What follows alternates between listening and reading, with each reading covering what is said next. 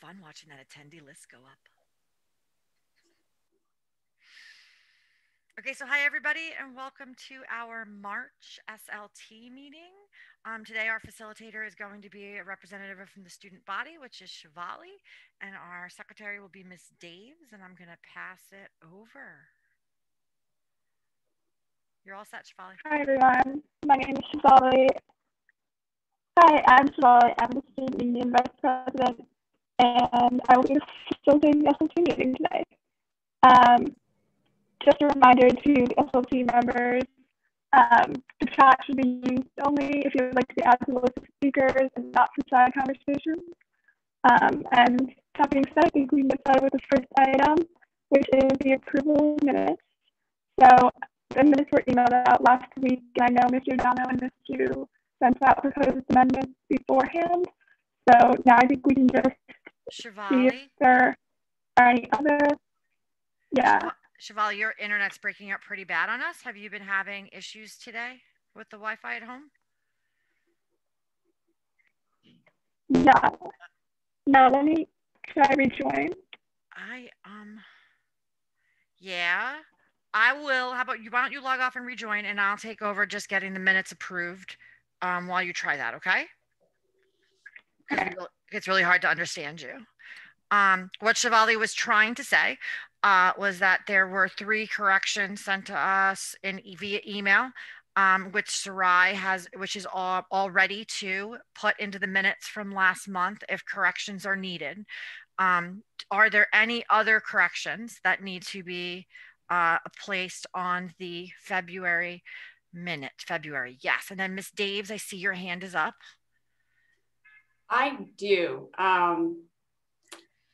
I'm secretary today, so, I'm going to have to, I realize how difficult secretary is to try to participate and take all the notes at one time. But I'm a little concerned about the accuracy of last month's minutes. So actually, I'd like to make a motion to delay approval so that the meeting can be rewatched and the minutes are revised to reflect what is said. As you said, there were some SLT members that indicated some of the wording wasn't exactly what was used. And also I would also say that in the quotes that are attributed to me aren't necessarily accurate. And, I think we don't have a norm around if we summarize or we give quotes, but the way that they're written, it appears it's a quote, but they're not the quotes. So I was wondering if I would have a second for that. Second for the just summarizing as opposed to quoting. Well, no, I'm sorry. I'm not proposing we adjust the norms right now. I'm proposing that we delay approval so that the secretary can rewatch and come back to us next month with a revision. Second. I just a question for information because I'm not this familiar with the bylaws, but I was wondering, is there a procedure in the bylaws for whether the minutes should be, because I know we've had minutes that are like a page long and summarize the basic broad strokes of the meeting. We also have minutes that are very detailed. Is there a procedure that the bylaws put forth?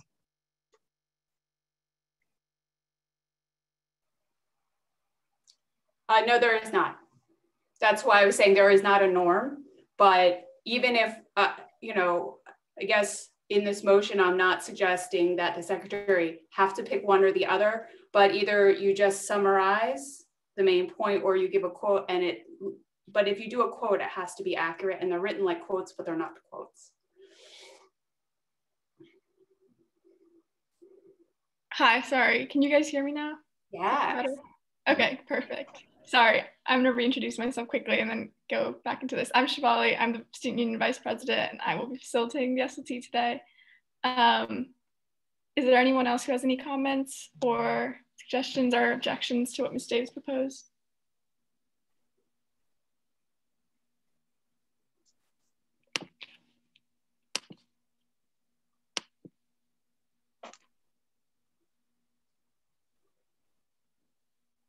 Okay, do we have a motion to have the minutes revised for next meeting? Or are you asking, or is there approval, I guess, is the question? Yeah. No, there's not approval, but we're doing it for, we're pushing it for next time. Got it. Okay. Thank you. Motion. Cool. So I think that's the first agenda item done. I believe Sarai was the secretary last time, so we can get that resent to us for the next meeting. The next agenda item is the principal's update, which I will hand over to Principal Yu. Thanks, Shivali. Hi, everyone. So tonight's update is going to be a little bit different. I'm just going to talk about a few things. We will talk about reopening because that's another agenda item, and then we'll get to some of the other elements. So I want to just talk about a few things because there's been so many things happening, not only with our school community, but across the city and across the country. And, you know, I want to just be able to take a step back for a little bit. You know, this year has been tremendously challenging for everyone. And I know that I'm you know, I don't think there's any doubt of that. And our reliance on the school, I think, has been even more important. You know, we're fortunate that we have an amazing community of diverse identities, backgrounds, cultures, and we've seen that. And we've seen when we are galvanized and when we mobilize the things that we're able to do. And it's remarkable, to say the least. And I feel fortunate to be a part of it. But we also see what happens when you're not a community, and you can see that all across the country. And so, you know, I want to touch on a few points. One, you know, there's been a variety of incidences that have happened against Asian Americans. You know, we've seen this with African Americans recently, and then we see this now with Asian Americans. You know, I want to be very clear here, and I think I speak for all of us. You know, what makes Stuyvesant the amazing place that it is the tremendous and wide variety of identities, backgrounds, cultures, and people that make us who we are. I'm completely proud of all the people that are a part of our community. And, you know, I wish across the country and across the city that could be the same. But I bring that up because, again, you know, we're in a very interesting time with some real challenges that, you know, we can't live in a bubble. This is happening around us. This is happening to us. And it's really important. And I had a recent conversation with a student who has this opportunity to, and he's Asian, but has this opportunity to potentially voice or be visible. And he doesn't want to do it. And it has nothing to do with anything. It has something to do with college. But he didn't want to do it. And I had a meeting with him today, and I was telling him, I think he should do it, because if there's any time, it's now. He represents Asians, and to hear a voice and to see a face like his, I think would be tremendously meaningful. And I said that to him because I told him too, and I've been in positions where I've many cases haven't raised my voice. And I say that because, you know, I'm at Stuyvesant now, where more than 70% of our student population looks like me, or I look like them. And even if you don't look like me, or I don't look like you, and you're still part of Stuyvesant, I represent you as well. And, you know, these last few weeks have been really hard. They've been hard for, you know, every member of our school community. And I know it's been tremendously challenging for our Asian American families who, you know, again, have been impacted or could be very impacted. And, you know, I've gotten lots of emails about, you know, again, maybe not wanting to come to school or not feeling safe. You know, and this started happening, you know, with our Black Lives Matter as well. And so I'm very aware of all the racial reckoning and the things that are happening around us, which has a tremendous impact. But I told the young man that, you know, one of the things I want to make sure of is I have a platform and I want to use it. And I want to use it to represent all that I believe is amazing about our school community. And what's amazing about our school community are the people. You know, in my daily emails to students, I try to raise these as points because I think it's important just to be aware of the things that are happening around them. It's unfortunate that we had another incident in Colorado as well. And again, unfortunately, these are becoming more common and not the exception. So, it's imperative, and it's our job to make sure that we inform students, we inform families around the things that are happening to us and around us. But I bring all of this up because, again, we're at a point now where all of you are impacted by not only the things that are happening at school, but things around the school. And I wanted just to talk a little bit about some of the decision making because, Alex, Mr. Shaffron talked about some of the emails that all of you have been receiving from a variety of families, a variety of viewpoints, which we'll touch on a little bit tonight, I'm sure. But I think it's important here. I started in August, and all of you had been around prior to me. And one of the things I'd said on one of my key priorities was to try to be as transparent as we could be around our decision making, because I think that's really important. Particularly in a place where we have so many different stakeholders, we have so many different viewpoints, and I think all really good intentions. But it's hard to move a school community like ours with the rich history that we have and the different individuals we have. So my goal is always to try to be as transparent as I can around our decision making. So there are three things I really want to just reemphasize to everyone, because I want to, again, if you haven't heard it and if I haven't been explicit, I'll take responsibility of that. So I want to be very explicit.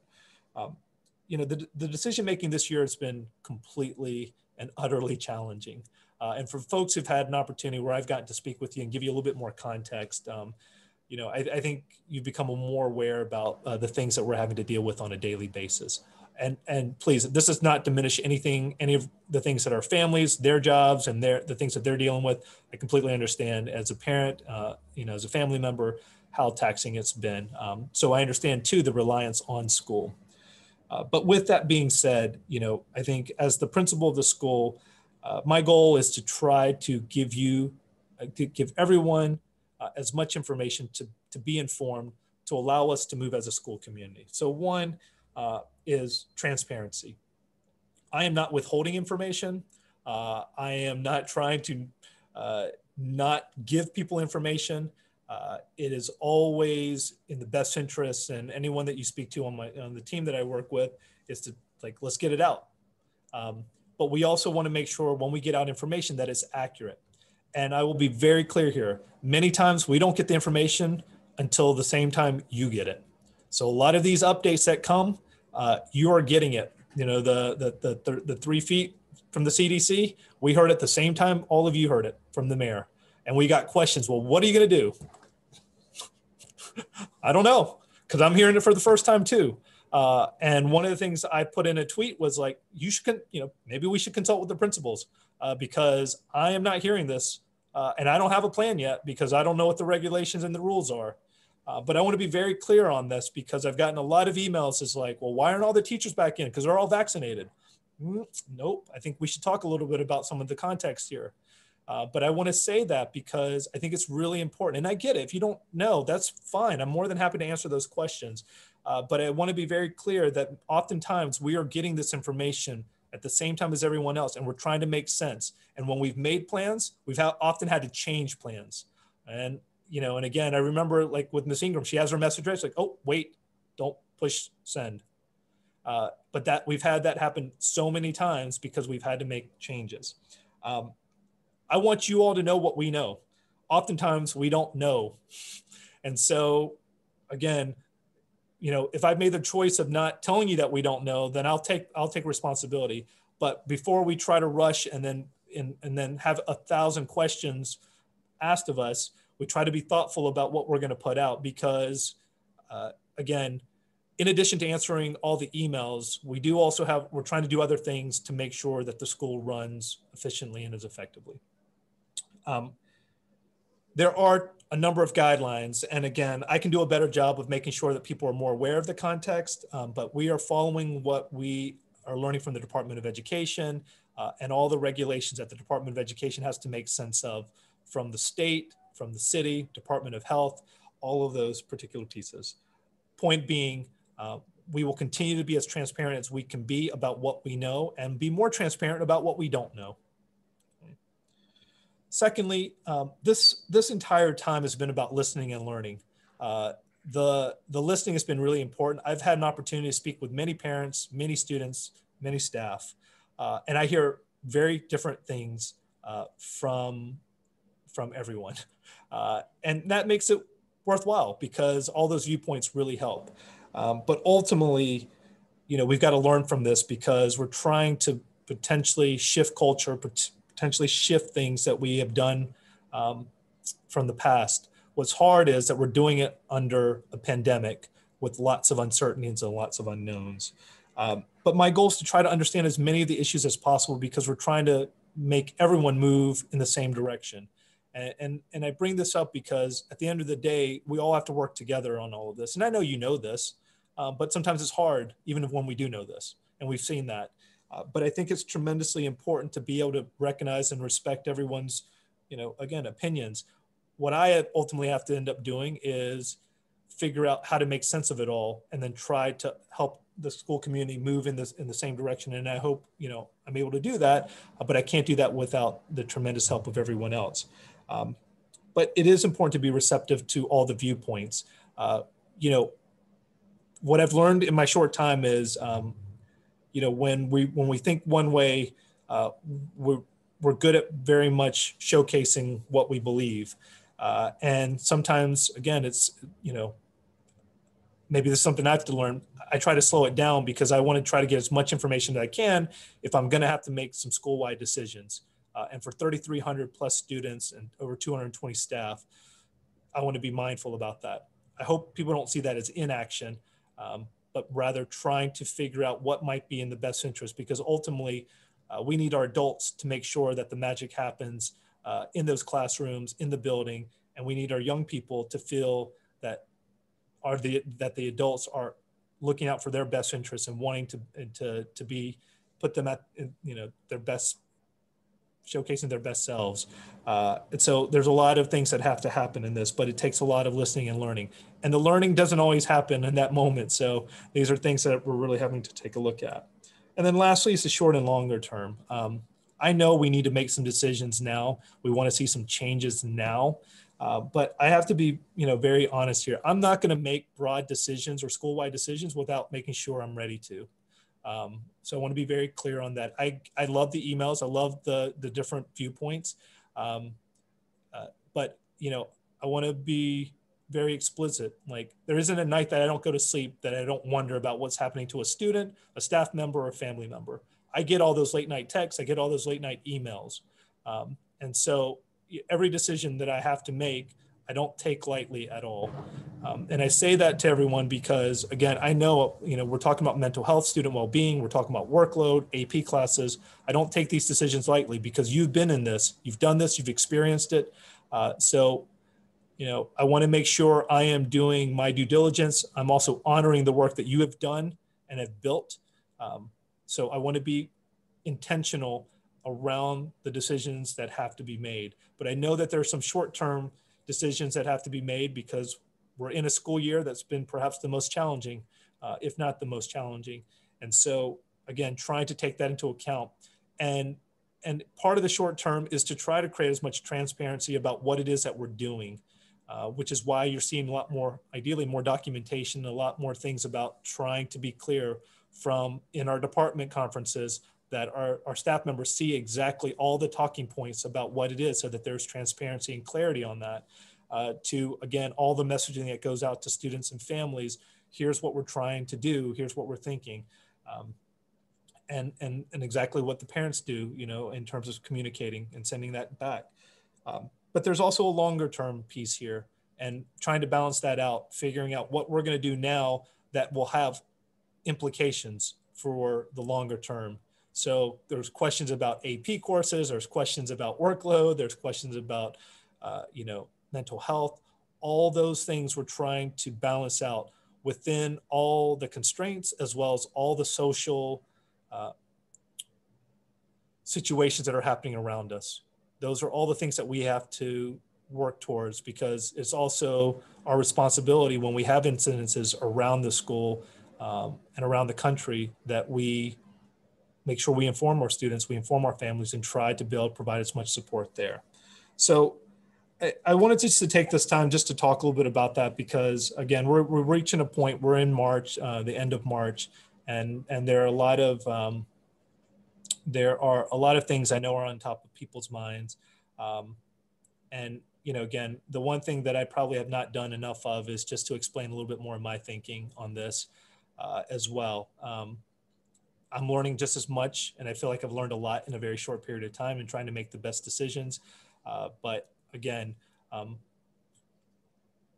not going to feel pressured to make decisions. I've been a principal, I've been in the central office, been an executive, so I'm going to use all my experience and all the things that I've done to make the best decisions for the school community. I will always listen to folks, and again, as I've said, to students, staff, and families.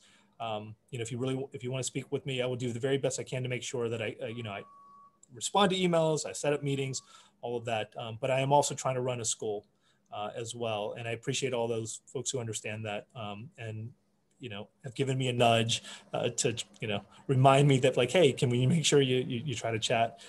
But I want to bring all this because I've been blessed to be part of a school community like this, in which we have such amazing viewpoints, even if they're different, and trying to move the school in the same direction. We've got 4 more months for this school year, and then we've got the next school year and beyond to think about. But again, I want to make sure that I am transparent a lot more about what we're trying to accomplish. And we are trying to make the most of this school year, both in blended and remote, and the overall experience, while also planning and preparing for what's going to take place next year. So I'll end there. But again, I appreciate having this platform to be able to just talk a little bit more about some of the decision making that has been happening, that will continue to happen, and hopefully we will continue to make the best decisions for the school. Thank you, Principal Yu, for that update. Are there any comments or questions from the SLT? Quick questions to Principal Yu. So Principal Yu, I just, you mentioned about the emails and things like that. All the SLT members received this week a lot of emails. So I just want to clarify for many parents that Stuyvesant curriculum or homework policy or any of those, AP courses, nothing changed as of right now, correct? That is correct. I will not make a sweeping policy change without having and getting as much information as we can. And we would make sure that it would be announced, all of that. But no, again, I'm not sure what the response was from that, but no, we have not made any dramatic changes. I'll talk a little bit more about what's on our document for that departments have indicated that they're working on, but we have not made dramatic or drastic school-wide changes in that. That's good. Thank you very much. Julian, do you want to go ahead? Yes, thank you. And thank you for your update, Principal Yu. I had a question, but before I just wanted to mention that none of the students received any of the emails that everyone is talking about having been received by the whole SLT. So if they're going to be a point of discussion, I think it's important that students be brought into the loop with this. Julian, before you came, it was stated that the emails went to the PA SLT and that they were forwarded to the facilitator. Ms. Murdoch said that they were sent to the They were not SLT. sent to the entire SLT. There were hundreds of them, and we did not think that was necessary to fill everybody's inbox with. Thank you. I appreciate that. So my question for Principal Yu just had to do with planning for next year. And based on everything you said, I'm not asking you to tell me exactly the school structure for next year. It was more a question about process. And I know last year the SLT met over the summer and had a whole process going into it. And knowing everything going into next year, I guess that the earlier you get started, the better. So I was wondering if you have any idea of how you want to use the SLT and stakeholder input as we move into the summer. Yeah, I mean, I think it's important to have the SLT input. I mean, that's how we made decisions for this current year. And again, whether or not everyone agreed with it, that was the point of having an SLT do as much work as you did prior to my arrival. And it made complete sense to me to use what you had all collected and learned, which is what resulted in a version of the model. We'd like to do that again. I think that the key thing here is There's been speculation, at least from the mayor, or at least there's been an announcement from the mayor that he intends to want to do 5 days a week, go back regular school. And again, that raises lots of questions. I think that's our hope. And we would want to make sure that we're in the know about what are all the variables that are going to come in play to see what are the things that we need to consider. We are trying to move forward with, programming starts now. And so our program office is looking, again, trying to do all the considerations of what we need to take account for, because this also has to do with any personnel as well as budget. So there are all these variables that we're trying to get more information. And then once we get it and we're able to kind of map out exactly how we would think about, where the input needs to come in, we will be sure to provide that for the SLT. Again, I think a lot of this will be dependent on how different will school need to look. And I think that will then play a role in terms of, again, the things that we'll need to have that SLT provide and chime in on.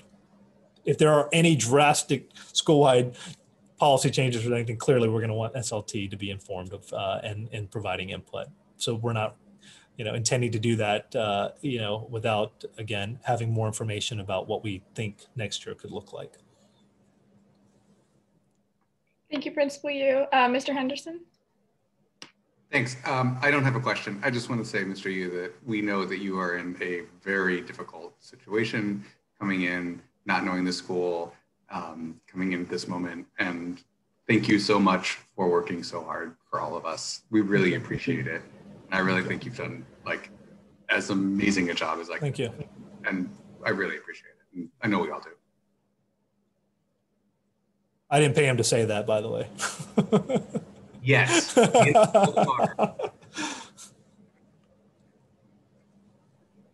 there any other comments?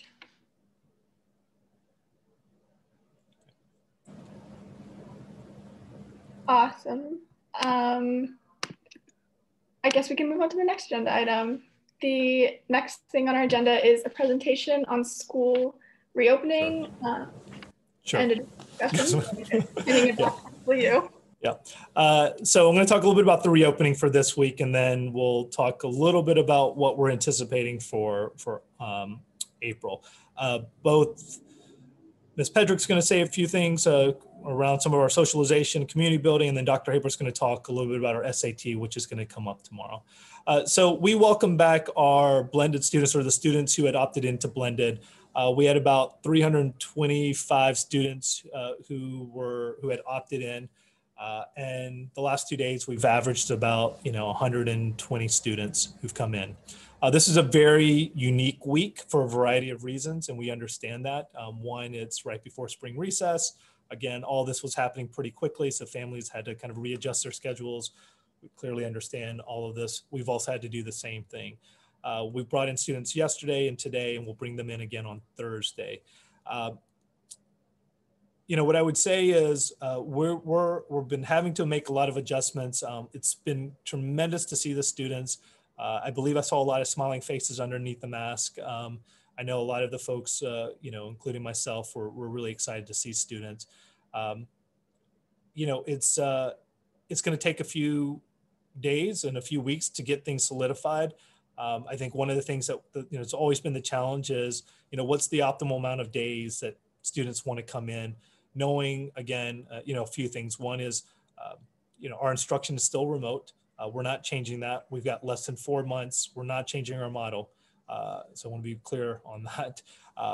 And again, students figuring out, their commute to come into the building. Again, I can't speak on everyone's individual circumstances, but again, we offer a quiet space. There is opportunities for socialization, which Ms. Pedrick will talk about. And we're trying to do more things around giving opportunities for students to have those interactions with not only students, but with adults. This week, again, it's going to be a little bit strange because we're bringing them for 2 days. Tomorrow, blended students will not come in. Only the juniors who are taking the March 24th SAT will come in, and then we'll bring blended students back in on Thursday. And then we've got our half day on Friday for parent-teacher conferences, which will, again, that half day will be remote. What I would say is, this week, we're trying to get through, making sure that at least we're getting students fairly acclimated. For us to have to deal with some of the different factors. Mr. Moran and I had a call with Battery Park, trying to get a better sense of their needs around the community center and the spaces. And again, we're fortunate they're great partners. They're wanting to work with us and make sure it doesn't interfere with any of the things that we have with our students. So we're fortunate with that, but it's still an added factor around different considerations we need to think about in terms of our space and facilities.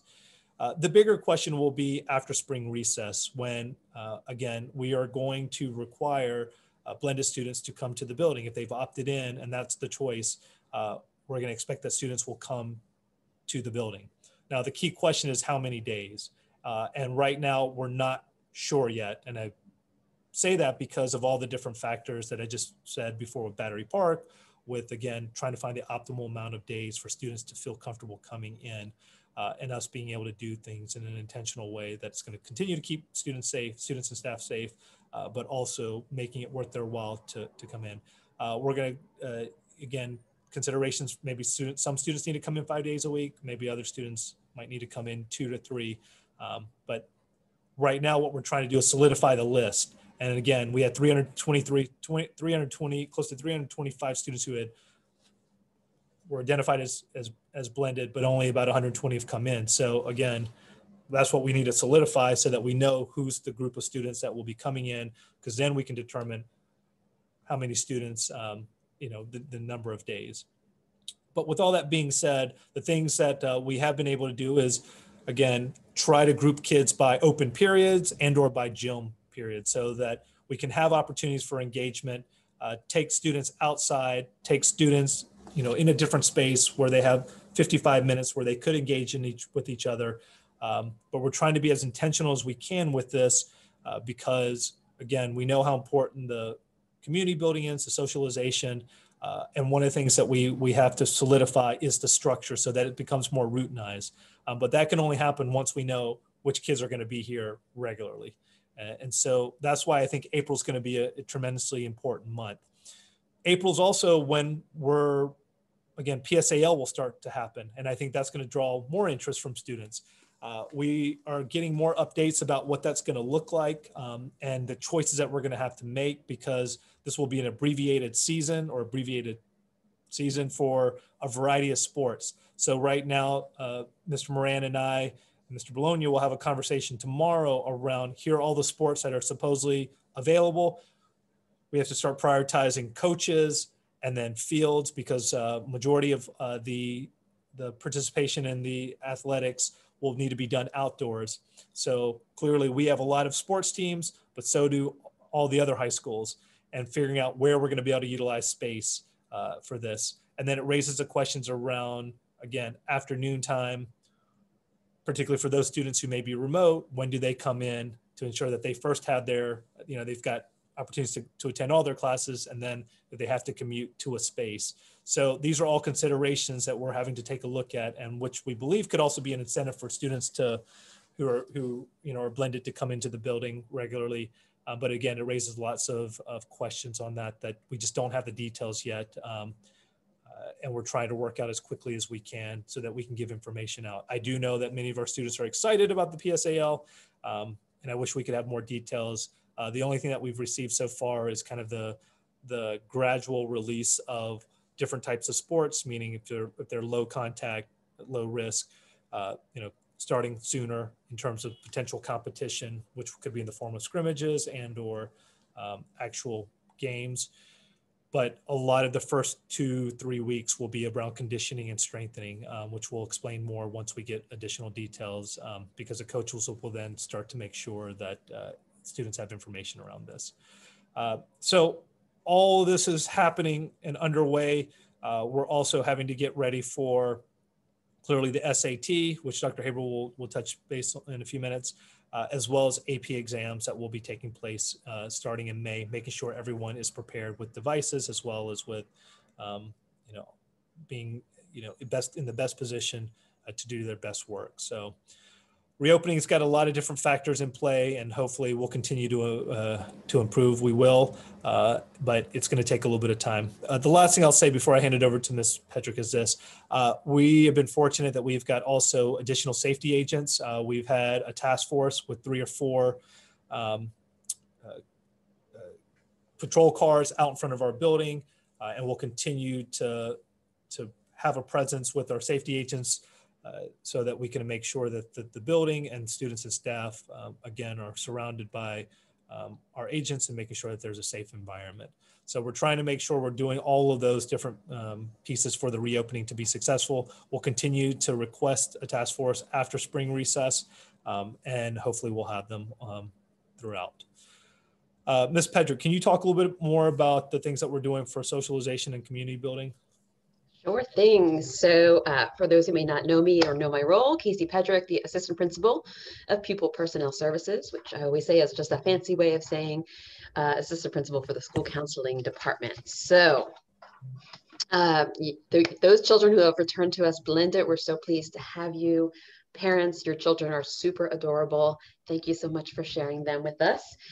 So we went through with the plans in the fall, the structure in the fall, and we learned from different things. So even just little things, changes that we made, such as in the fall, we had the students all facing in rows, all in the same direction. And what we've done, this structure is every other row is flipped. This is in the cafeteria and the 2 gymnasiums.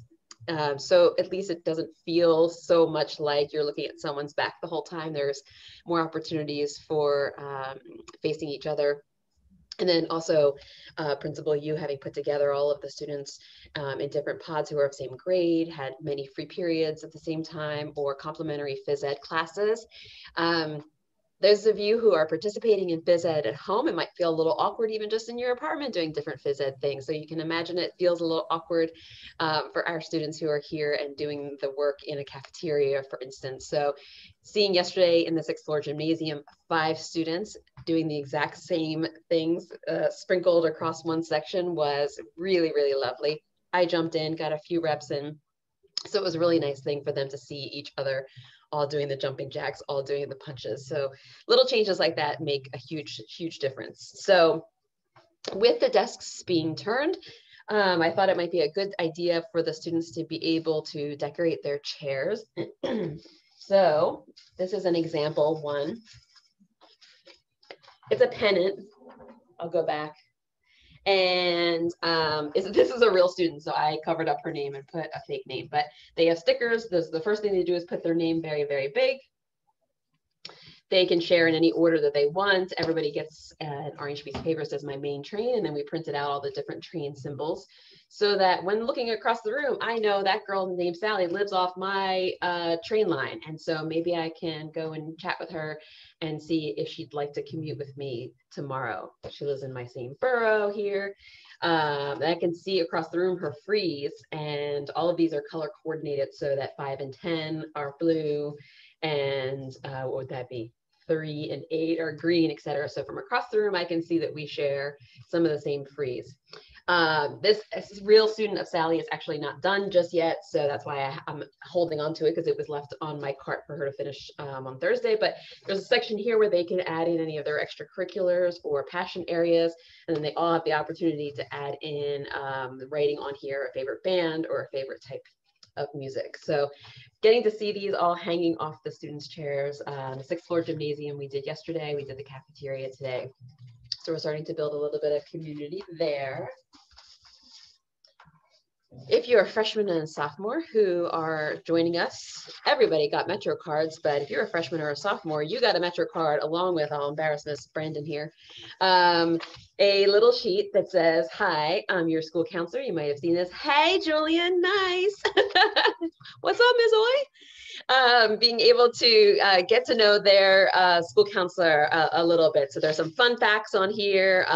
Lets the counselor know, the student know the favorite thing about the counselor of Stuyvesant, what their office hours are, etc. So each of them got one of these guys, which is awesome. we've been so fortunate that the weather the past couple of days has been really, really lovely. So being able to get outside, Ms. McAuliffe has taken, you might have seen on the Instagram as well yesterday, about a half dozen students on a nice walk yesterday, and a couple students again today. Mr. Moran and I were able to encourage a couple seniors and a couple juniors to come on out to the park and play with us. So we were throwing frisbees back and forth and throwing these little things back and forth with your hand tucked in here. We had way more fun than even I anticipated. And I was sweating and very joyful from being in the sun. So there's a couple things we've just done in these 2 days. And after the break is Monday, April 5th. So after the break, we will continue to have this type of fun that we're sharing. For a mental health standpoint, we do have our social worker, Jessica, and our wonderful SAPist Spark counselor, Angel, who will each individually be running some group sessions. So they're going to pick a day of the week. That would mean that the students can meet together, socially distant, but get to know each other in a group setting and be able to have all sorts of topics and emotions chatted about, some bonding there. We'll of course have some theme days, different things in school spirit type things. So when the student union ran something in the fall of the Spirit Week, we didn't have a whole lot of participation in the blended students. So we're going to change that. We're going to look into being able to give some little gift cards or some Sty swag to help encourage the students to participate in those, have some fun. Right before we shut down, we came into possession of a giant Connect 4 and a giant chess set, courtesy of our Alumni Association. Thank you so much. And of course, we had set up our ping pong table. So we're actually going to see what students want to participate in it and be able to have teams to go into like a spring madness type thing with brackets and all that kind of fun stuff. I put Mr. Moran in charge of that. And students will be able to be in teams. They'll be able to come up with team names and mascots and some team cheers, some team spirit, be able to cheer each other on into each of those sections. So again, Connect 4, ping pong, and chess. It's just a little start. And I talked about the theme days, even just music when they come in. So we're trying hard, and when we have that opportunity for you and your child to consider opting back in from remote to blended, we would really, really love to have more of your cutie patooties with us in the building to share in all of this fun. Thanks, Ms. Baker. Let me just also chime in on it, because I think that's going to be another point. So just 2 points on this that's I think are really important. One, we're trying to make sure this is structured and much more routinized. I mean, right now, again, because we have group kids, students by their open period, they're, one is students feeling comfortable again, too. Like, we can't just assume that they're ready to just like mingle like they once used to. So there's some kind of acclimation that they also have to get accustomed to. For many of us who have been in the building and have been vaccinated, again, I think there's a different type of mentality. And so the kids don't necessarily have that just yet. But we're hoping that through more of these activities, there will become a more familiarity. And I've seen that. I've been able to participate in some of these. I even ran a race against a freshman. But it was good just for them to be able to start talking to one another, meeting other students. But I think it's going to take a little bit, because they also have to grow accustomed to being around other people as well. But the more that we can structure it, the better it will be. And again, I think we'll start to see a little bit more community and a little bit more connections. Again, we're also telling students that, when they're in the pod, to continue to be socially distant, but, when they have an open period too, they can go talk to a classmate. I think, again, some of that's going to take a little bit more comfort. But we saw a little bit more of that. Students went to other students, try to keep, maintain their distance, had their mask on, but it is going to take a little bit more. And I'm hoping that some of these activities that we're putting in place will lend itself to them feeling more comfortable. The other piece that's really going to be an added element, which we still have not gotten word on, is clearly the CDC has put out, some new guides around the distancing. We have not heard anything from the DOE and what that's going to mean for us, which then is tied to questions around, will there be another opt-in period? The mayor's indicated there would be. He's already started that for the elementary school. There's been no updates about middle and high school. So again, we don't know that. We're trying to just get the ones who have opted in to find out who's going to be here, who's really going to be here. And then before we start doing the opt-in, if there is one, but we still have to wait for that window from the mayor once he makes that announcement. If he makes that announcement, and you know, but it looks like most likely he will do that. We just don't know when or what the details will be. So wait for the update. You'll probably know same time we know, but at this point, we anticipate that the mayor will probably do another opt-in for middle and high school. We just don't know when. All right, the last thing I think is also really important here is SLT. We had heard from our families how important it was to make sure that we offered the opportunity for in-school SAT. We are doing 3 different sessions in order to get all the juniors and some lingering seniors who wanted to take the SAT again, to try to do it safely. We're going to hold 3 sessions. Our first one will be tomorrow. And again, we'll learn a lot in preparation for the 13th and 27th. But I'm going to ask Dr. Haber just to review key high-level points so that everyone's aware of what tomorrow's going to look like. Thank you, Principal Yu. And as the principal said, tomorrow will be the first of 3 SAT administrations at Stuyvesant. And the juniors who are sitting for the SAT tomorrow, they enter the building at 8 a.m. They are to bring their calculator, 2 pencils, not mechanical pencils, wood pencils, and they can bring a snack. Grab and go breakfast and lunch will be made available. If students bring their mobile phone, they have to remember to power it down and put it in their book bag at the front of the room before they take their seat in the testing room. We have our test rooms spaced apart in the building on 6 floors. We've limited the number of students in each room to comply with the social distancing requirements. We have sufficient number of teachers, staff, and administrators coming into the school building tomorrow to ensure successful SAT administration. Students and their parents can rest easy tonight. We have carefully planned for this SAT administration, and we look forward to seeing the juniors taking the SAT tomorrow. Thank you. The one thing I just want to add on this for the SAT is this. You know, we are pretty strict about trying not to make changes in terms of dates just because it's a logistical issue. We also offered 2 sessions, review sessions with Queller Prep for SAT.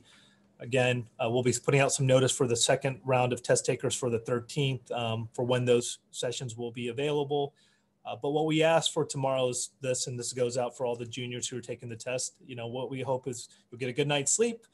You'll do your very best, make sure you eat some breakfast. And then once you're in the building, again, you know, you're going to be safe. We've looked at all the different logistical pieces.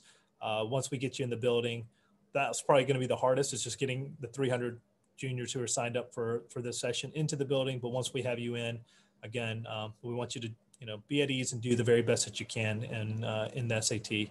And once it's done, it's done. And then we'll continue to move forward. But Dr. Haber and the rest of the team have been working diligently to make sure that we're following all safety protocols, we're following all testing protocols to make sure that, again, all scores can be recorded, nothing gets invalidated, and wanting to position students to do their very best. So we'll get a lot for tomorrow and learning a lot for the first round of test takers. And then again, we'll put out communication for the April 13th and April 27th test takers. Awesome. Oh, go. Okay, thank you, Principal Yu, Ms. Pedrick, and Dr. Haber. I was one of the lucky students that got to play Frisbee with Ms. Pedrick and Mr. Moran. I do want to be cognizant of the time that we are running a little bit behind schedule, but I saw a few hands. Is there anyone who still needs to speak? Julian. 2 short questions. One, I just thank you everyone for your presentation, and thank you, Ms. Pedrick, for everything you're doing to increase socialization and activity among students. I had a somewhat selfish comment or request, I guess, as a senior, which is that we're still in the auditorium, so we unfortunately don't get to face each other, and hopefully we get the chair thing happening soon. But I think there's a lot of seniors, just anecdotally, there was about 30 of them there who showed up. So I basically spoke with most of them, and a lot of them really don't want to return to the building, even though they really would like to, because it's not, you know, it's just not that everything you were talking about, that environment that keeps the routine and brings what's nice about being in the building together. And so a lot of seniors were wondering if, the library could be a place where seniors could go and maybe they could sit across from each other. And we have an amazing, giant library that could definitely fit how many students we have in the auditorium. So I just wanted to throw that out there as an idea. And I definitely don't know about the plausibility of all of it, but I really would love for our seniors to want to come back in. Sure, I completely agree. We've talked about the library. It's currently our testing location. Again, we've talked about this because of the battery park and what potential changes. We have it on our radar. So if changes can be made, we will try to do that. And by, certainly we want to put seniors where they're seeing each other. So definitely point noted. Thanks. That's good to hear. My second question was just, I was wondering, like how many teachers have come back to the building. All of my teachers keep talking about how they're getting vaccinated and really excited to be back and hopefully teaching their classes. And all of the teachers who I know have talked about that actually aren't back in the building. And I was just wondering, what's the situation with that? Yeah, I'll talk a little bit and then I'll ask Dr. Haber to chime in. So a few things have come out here. One is, again, medical accommodations that teachers received will extend through June. That came out in November. So, again, all staff who received a medical accommodation can continue with that. There is an opportunity for, staff members to not necessarily rescind their accommodation. They'll keep their accommodation, but then can indicate that they don't want to implement it, meaning that they could return to the building. And again, I think it's important to note this. We don't get that information about vaccinations or who's been vaccinated except voluntarily. We don't ask, we don't get a report. And again, it's something we've encouraged staff, educators to get it since they, have access to it. The chancellor's encouraged it. And again, I think the system's been set up where staff members can. And so we highly encourage it. What we are doing as well, particularly around the test taking and this week in particular, is because the building at prior to us reopening, we had closed the building due to a COVID case or COVID cases. We were trying to take every precaution possible for this week. So we wanted to make sure we had the right number or the optimal number of adults, at least for the first 2 days, because what we didn't want to do is have anything impact Wednesday, tomorrow, because we're going to have a larger group of staff having to come in for the proctoring. So these were some decisions that we had to make in preparation for this week. Dr. Haber, can you talk a little bit about what we're planning initially for April? Yes, it's complicated, Julian. As you know, there's so many factors, and we could take an hour. But I'm going to say this: for April, we have 22 faculty members who are going to come in on prescribed days. They've made that commitment. And we also, for all the other teachers that are going to come in on a rotational basis for the month of April. So they were assigned a day. So essentially, every teacher who is not on a medical accommodation or a primary, taking care of the caretaker accommodation will be in Stuyvesant High School at one point or another in the month of April. Thank you. The other thing to take note of this is this.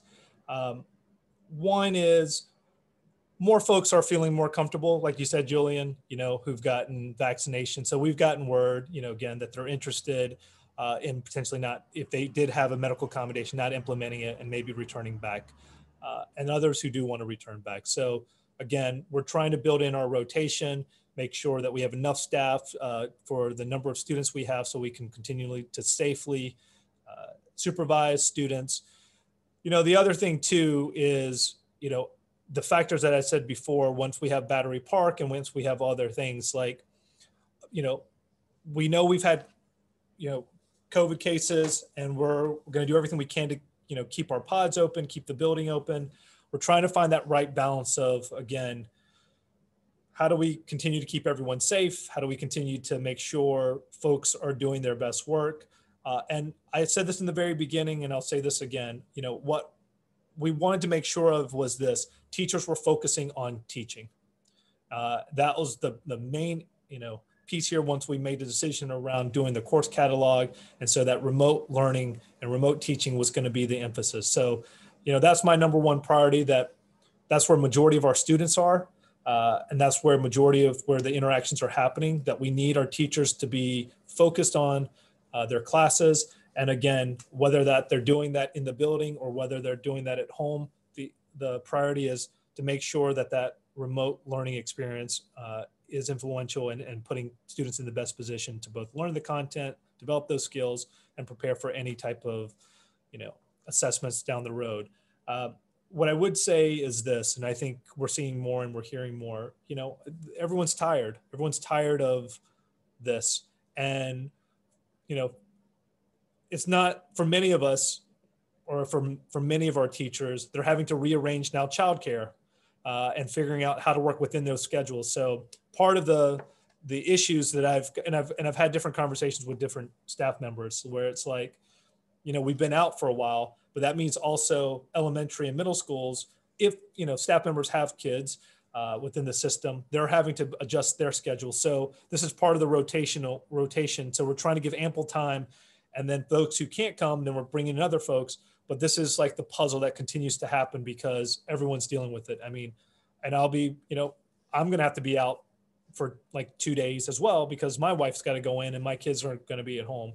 And so these are the kind of the juggle pieces that we're dealing with and trying to make sure we have enough people in the building, making sure that, again, folks who want to come, we're doing it in a safe manner so that, again, the places that where people are needed, they can focus on the things that, again, we've prioritized, whether it's teaching, whether it's supervision, whether it's, again, doing the different tasks that make the school run and operate. So we're hoping that, again, at some point, everyone will be vaccinated and everyone will feel comfortable coming back into the building. Thank you, Principal Yu. If there aren't any more questions, I'm going to pass it over to Ms. Ingram to talk about the survey results. Hi, thank you. I am going to share a screen and just present this.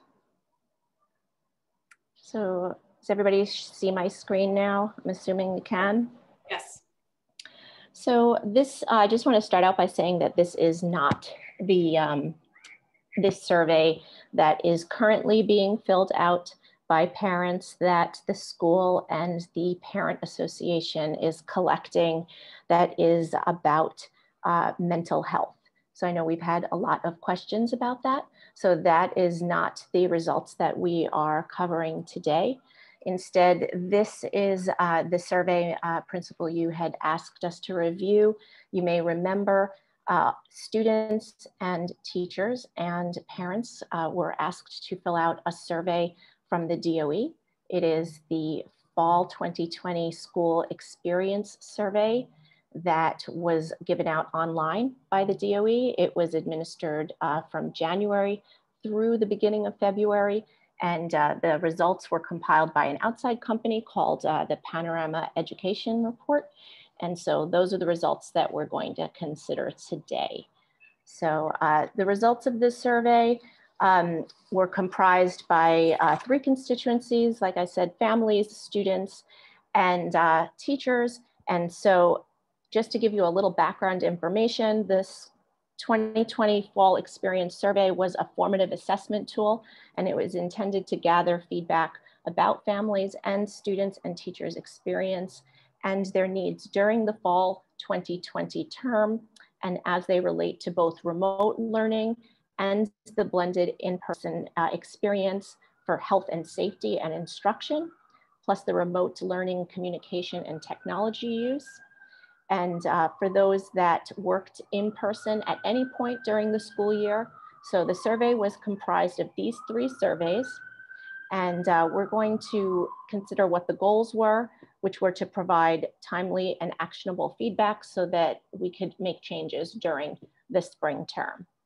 So the stats were taken from 1,337 students, which roughly represents about 34% of our student body. 115 of those students, or 11%, were ones that had been in our school building during the fall term. And the rest, which were 89% or 919 who responded to this survey, were ones that were learning remotely.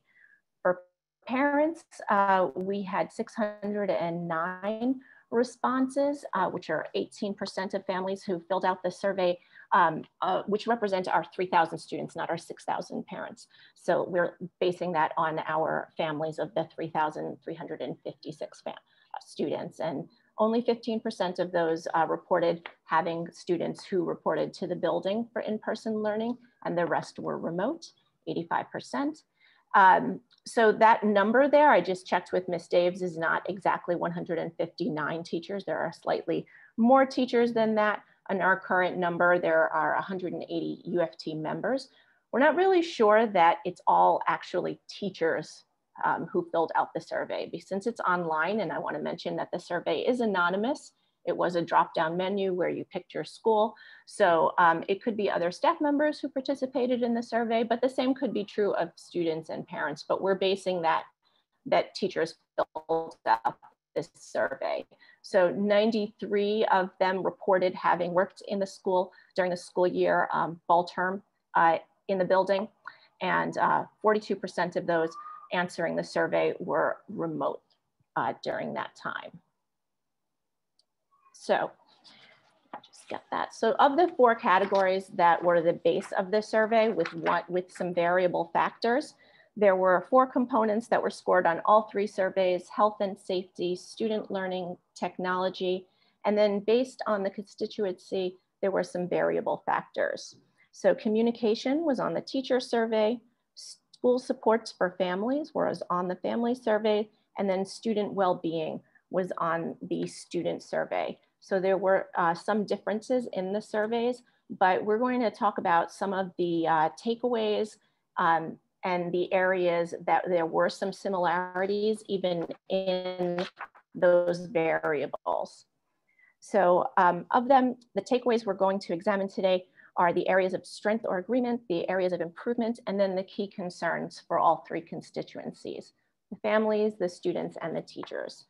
And then as we get towards the end, and I'll give you some stats, all 3 of the surveys, all of the questions and every single one of the stats are in PDF form, and they are with all the materials now for this meeting on the school website with the agenda, and we'll send them out to the SLT members, and everybody will be able to examine them. So first, for the strengths, I want to emphasize we did have 2 very good strengths from this survey. Technology was one of them. So parents had reported that 99% have access to technology and internet at home.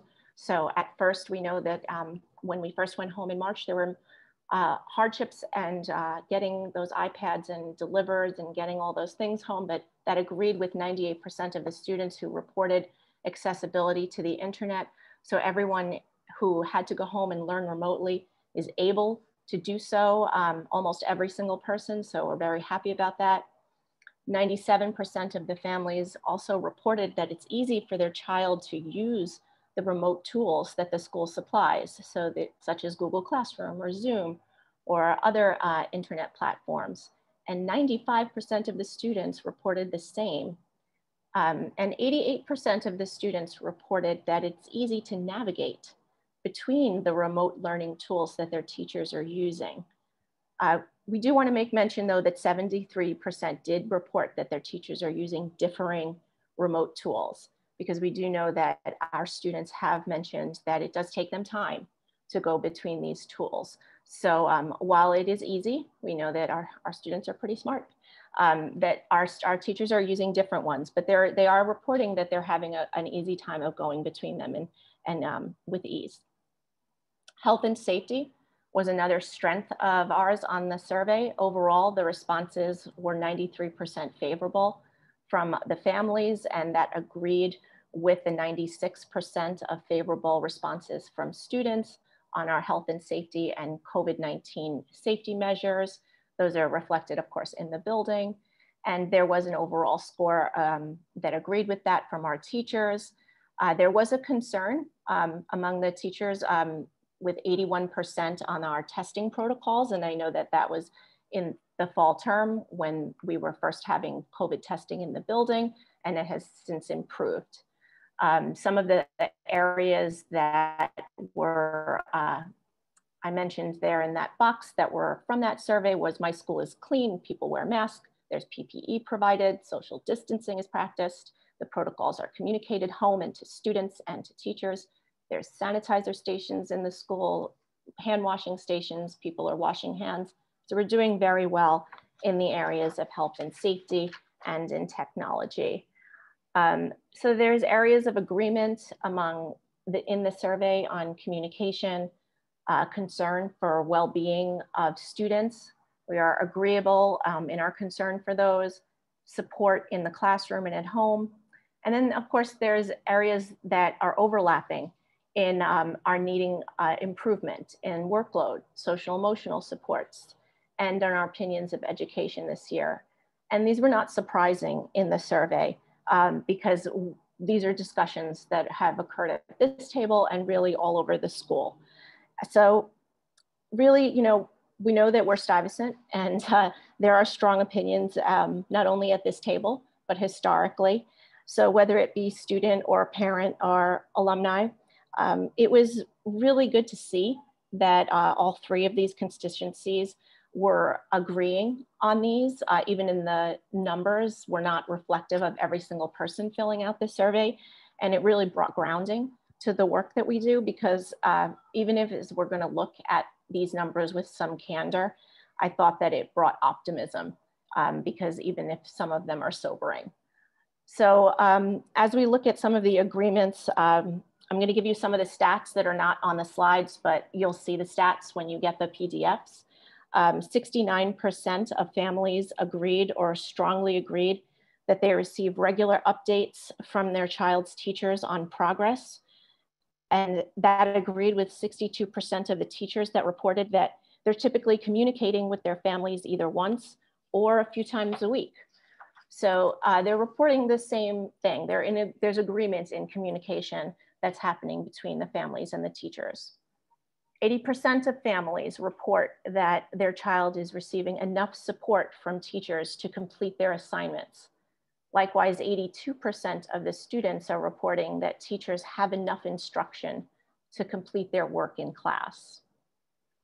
66% of the parents reported that their child receives the right amount of synchronous instruction daily, with only 8 reporting that it is more than necessary. So that's referring to our live instruction, of course. But 55% of the students reported that it is the right amount of instruction, but 33% feel that it is more than necessary, that they're in front of their screens a little too much. But teachers provided the barometer for this when we really take a look at it because they're stating that that 72% of them provide more than 50 minutes or each day of live instruction to their students. Of course, we know that our periods are 55 minutes long, so they're all making full use of that time. 63% of students feel that they're learning less this year than last year, and 60% of the parents feel the same. And 59% of teachers are concerned with their students' academic growth. So these are some sobering things that maybe we would want to consider as we're spending a lot of our time as a community considering how to improve that. And Mr. Yu is going to expound on that when he talks about the commitments to well-being of our students. And one more stat to consider in agreements is that 54% of students reported that they're feeling rarely or never optimistic during the fall term, while 49% of our teachers said that it was very hard or hard to support their students' social, emotional well-being. And I know there are a lot of questions, we're gonna get to them. And 73% of teachers were concerned about their students' social, emotional well-being, and 79% of teachers were concerned about students' opportunities to socialize with their peers. And we know that the parents are also as well, because that's reflected in 70% of them. So these are all not surprises, of course, and we're going to look at the key concerns of all constituencies one more time before we move to your questions. But I wanted to just show you those agreements because they are agreeing with most of the things that we hear as a community. The key concerns that parents reflected when asked the top 3 answers of what improvements they would like to see most at their child's school was provide more opportunities for my child to socialize with their peers. And 58% of them had reflected that. And we know that I had put that in italics because we know that that really, we're seeing a lot of that impacted by the pandemic in the limit of the social ability. And so of course we're addressing that, as Ms. Pedrick said, persistently. It's the topic of our conversation as a school and as a community. And provide more feedback on my child's work. 41% of our parents felt that way. And this is also not surprising because it was consistent with the last 3 years of our normal school survey data that we issue every March. So this has been a concern consistently. And then also provide more support for my child's emotional well-being. And that also has been impacted more by the pandemic around us.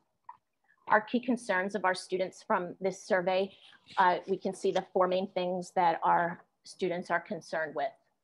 Stress, it's worry, their workload, and isolation in really some significantly high numbers. So those were some sobering facts that our students reflected in the survey to consider.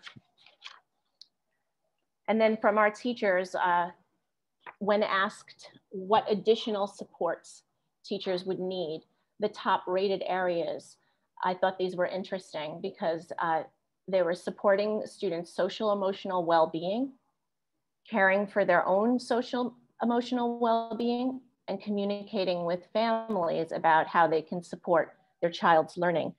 So, and the next highest were tied at adapting instruction that supports students with IEPs and assessing high quality instructional materials. So none were included in ways to assess or test, ways to variate the workload or college level curriculum. So it just showed and reflected our deep concern for our students.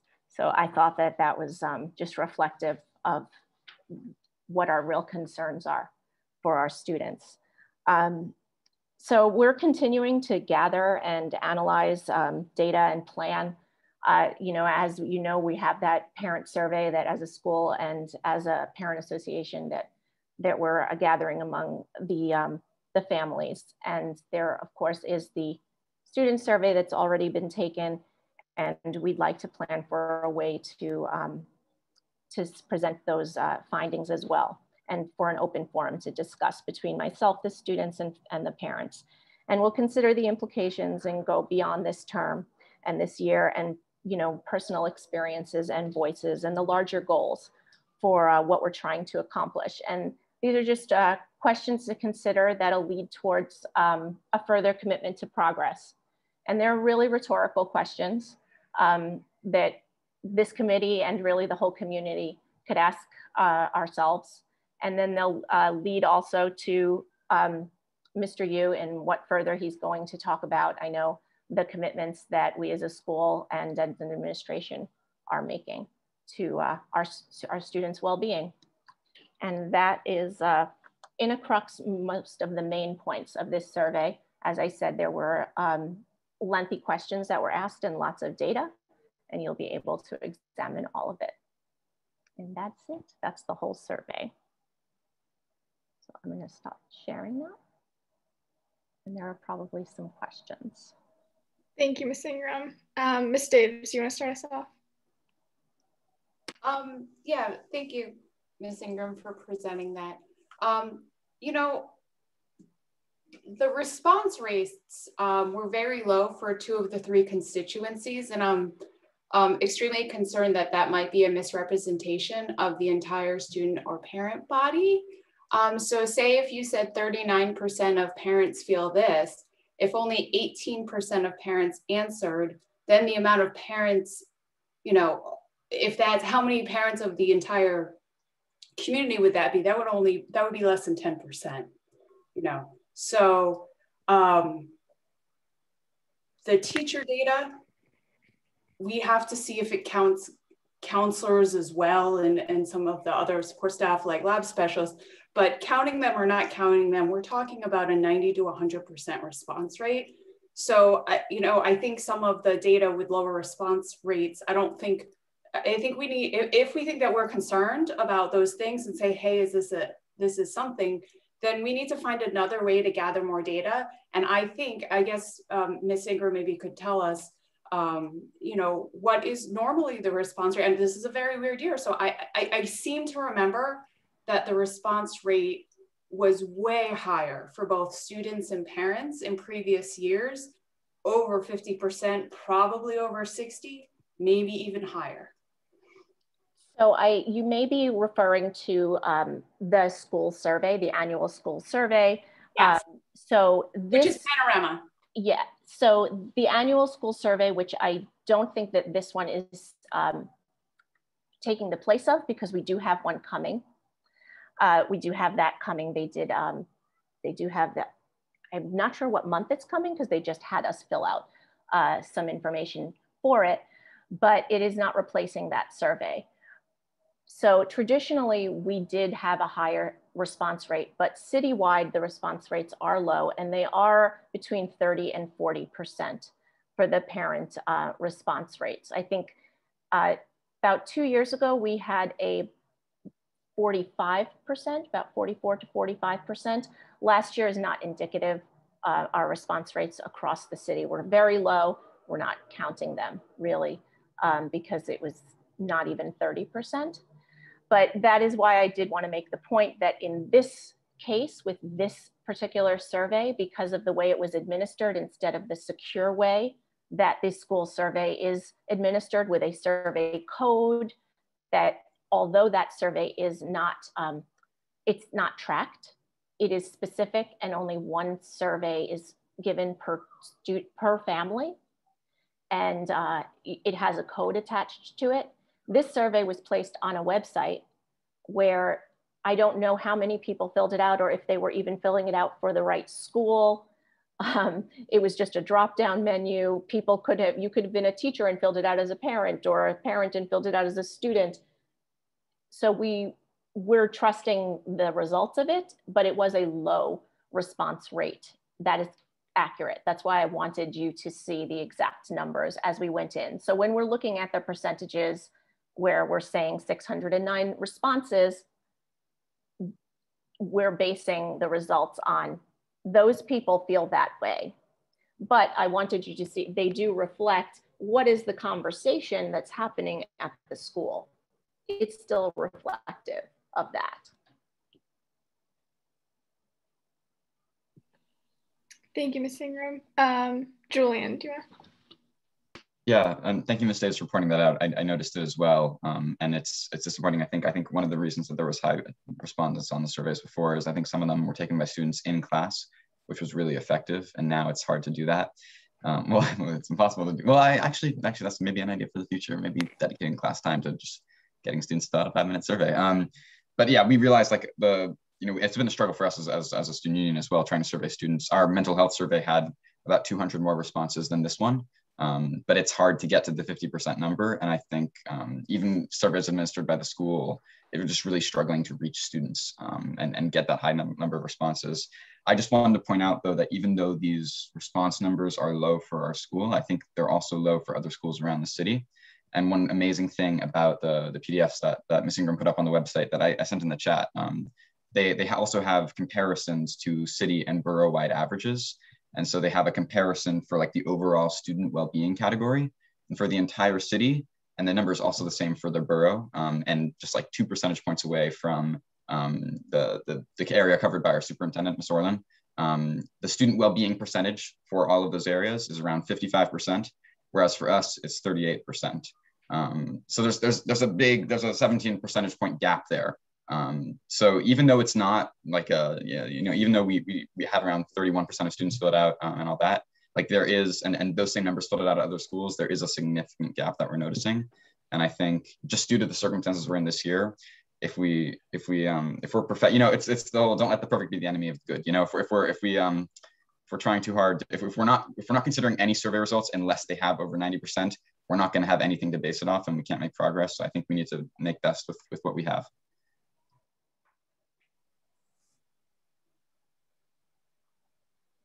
Yes, Ms. Chu. You're muted. Okay. Yeah, I noticed that it's good that this survey it compares the results of a 3-year survey. So I'm wondering for student union survey, it might need to compare the results of 3-year survey to reduce the error. Yeah, that's what I'm trying to say. Thank you.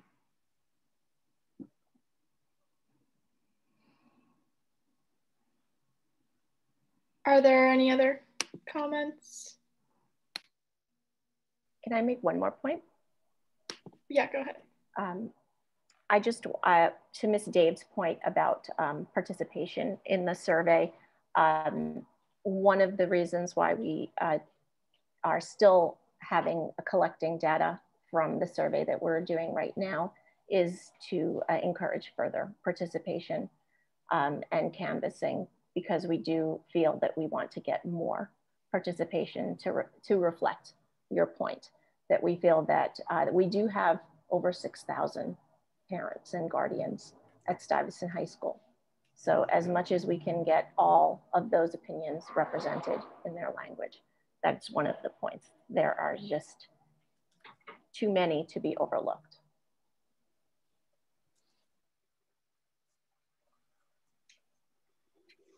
Can I, Shelley, you mind if I chime in just to build on the commitments and all of this?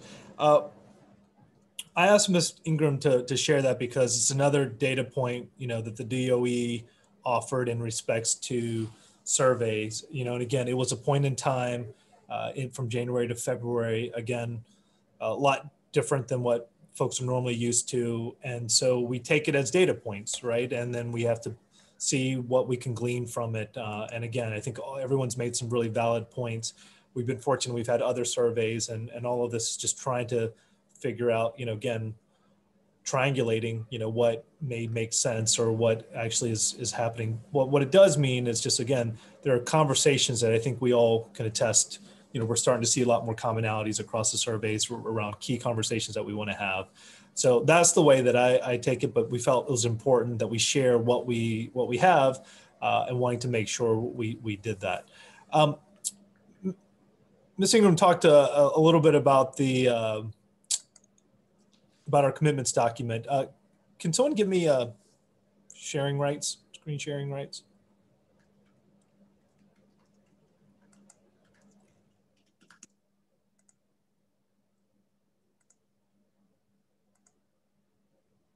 You got it. Great, thank you. So one of the things that I think really has been important, and I said this in the very beginning, is trying to create some transparency about what are the things that we're trying to do around student well-being, productivity. And when I say productivity, I mean in all aspects of their life, not just academics. Our students are well-rounded in a variety of things that they're interested in, and they have a lot of roles, inside the school building, outside, and again, just being productive in life is really what we're looking at, and trying to figure out, like, again, what are the ways that create balance? That's the word that I'm trying to figure out, or trying to determine, like, where can we create balance so that young people can have a positive experience in kind of their expectations of Stuyvesant, as well as the things that they would like to pursue. So one of the things that we've been working on is this kind of commitments document. I want to stress again, it's not meant to be a gotcha or anything. It's meant to be conversation pieces about, like, things that might be working, because what we're talking about is a school community and all the things that every one of us has a role in. This document is a fluid document. It's intended for us to continue to make improvements. It's intended for us to look at it for this year, and we'll continue to evaluate it, not only for this year, but for next year. But it's a way for us to at least start to put on paper and to share across the board, again, what we mean by certain things and what we are trying to work on. And so the approach that we took was we try to break up kind of this overall well-being and productivity around kind of three broad areas. And again, whether these are the three right areas, seem to be determined, but it's just a way for us to kind of categorize and then think about this approach. So, in addition to these kind of three broad categories are also kind of the approach around the various key stakeholders involved in this. So clearly the school, which involves our administration and staff, the students, and then the parents and families. And so all three of these groups, these large groups, have to work together to push the school forward. So what I asked is, again, every kind of constituent group to offer some kind of commitments and things that they would like to do in terms of adjustments that could be made, or things that we could do to build on all three of these areas. And again, it's intended to be a public document for us to showcase so that we can use it as conversation pieces. So it starts in administration from, again, making sure that we know what's going on with every young person in the building, to ensuring that policies are followed, to ensuring that we're supporting students and teachers and staff so that they can do their best work. It's not intended to be like, hey, you're not doing this, but rather what are the supports that people need in order to do this school-wide. The goal here is that a young person has a positive experience in all their courses, not just one. And that's the dilemma that we see across schools. Is every school has pockets of greatness. The goal is that the pockets are expand across the entire school. And this is what we're hoping that we can use this document for, to create those conversations. And that's checkpoints like, hey, is this working? Is this not working? And what are the things that we can share out? Because the size of our school also, in some ways, puts us in silos. And so some of the things that, again, one department may be doing, another department may not even know, because, again, there's so many things happening. So I'm not going to go through this because this is public. This will, again, the PA offered some input, and again, this is continuing to grow. So, this is a draft document only. The SU provided a lot of great input, and our departments have been working on this, or had worked on this. But I want to use this as kind of a grounding document, as a way for us to continue to have those conversations with the SU, with the PA, with different key stakeholders, so that we can use this, so that we can norm and we can come to some understanding of, when we say this is what we mean. But some of the nuggets that I'm going to take from here, which may have also prompted some of the emails that we've gotten. Listen, I understand the importance of the rigor and the excellence and the academic kind of credentials that our young people want. I get that. Like, it's important. We're known for that. We've built a reputation for that. And, we have some really talented, hardworking students who want to be challenged academically and intellectually.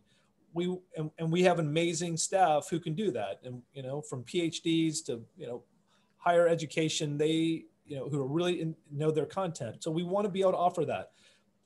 But on the same side, we also know that there needs to be balance. High school is more than just academics. There's an element of, extracurricular activities where there's so many different talents that our young people have that need to be able to continue to surface and be unveiled and continue to practice. There's a reason why we have the amount of clubs that we do. There's a reason why we have the amount of PSAL sports activities. It's because we have students who want to also pursue those endeavors. And then we also don't want to forget, like, high school is about friendships as well, which is all about being a part of something bigger than yourself.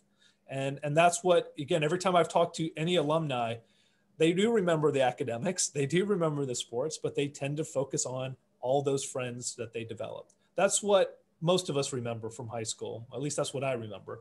And so we need to think about, again, what's the balance between a student being academically and intellectually challenged while also having the energy and the focus to be able to do other things as well. And then the other piece too is this: high school is not easy. It's tremendously hard. And under these circumstances, families have also been tremendously challenged. We've seen that. Ms. Pedrick and Ms. Ingram and I have all talked around different situations that have arisen or that have come up through different family situations. And so families are in different places. And so we have to consider what are all those additional mental health supports and services that families who are not in as fortunate of a situation as others need, that we can lend support. Or if a student may not be in that, in a place where they need additional supports that maybe the school can't even provide. So we wanted to make sure that we're trying to address those key categories, as well as making sure that, again, we're not looking at such the large swaths of students that they're, again, every student is a little bit different and they need different things. And so how can we do this where, again, we're finding the balance and we're continuing to make adjustments so that the rigor is still there, while also making sure that there's balance with well-being and workload and mental health, all of the things that, again, are going to allow students to be productive. So this document is intended to just showcase some of those things. And again, for us to use as talking points for different departments to talk to one another. I'm an English major and I was an English teacher. So, one thing that I've seen that I think has really been connecting with young people, and I know different departments are doing different things, but I've seen in a lot of our English classes, this, approach called minutes, in which a young person is able to, share what were the key points from the day before or the previous class, while also showcasing a gift, something that they're really proud of or something that they can offer to the students. And those are ways to build community. And I know every department is looking at different ways to both try to build in content, but also building community. And it's not easy, but I applaud that the departments are working to try to do that and to do that more regularly. Let's try to just be honest. We're trying to do this more regularly so that it's just a part of the pedagogy and instruction that happens. To all the points where we even go from, again, the departments to our family engagement to what the student union has been doing. We are in a conversation, and this is hard for the student union, I'm sure, because it's also like you're doing so many different things, and we always wonder whether or not it's effective. But if you just look at this list, there's been so many things happening, and I imagine we have touched so many different students.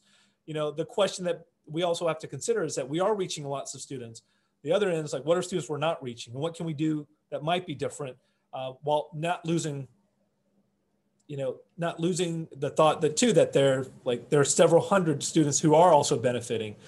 So there's a number of different activities, and a lot of this is also just about, again, letting people know that this stuff exists. This is happening. These are the things that are, again, maybe not the most visible, but are occurring, that are trying to build community, trying to get more students to participate and offer these different opportunities. And again, same thing for our parents and our PA, offering so many different opportunities to try to build more connections between staff and students, with other parents, offering different webinars, different sessions.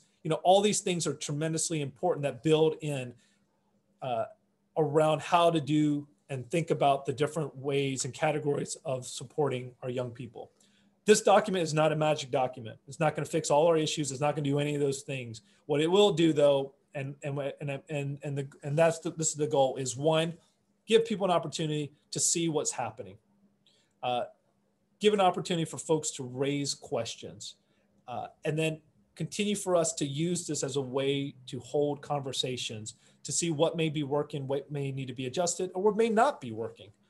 But ultimately, we want to use this as a way to then have the conversations that need to continue to happen, and for us to raise and surface other issues that may continue to occur.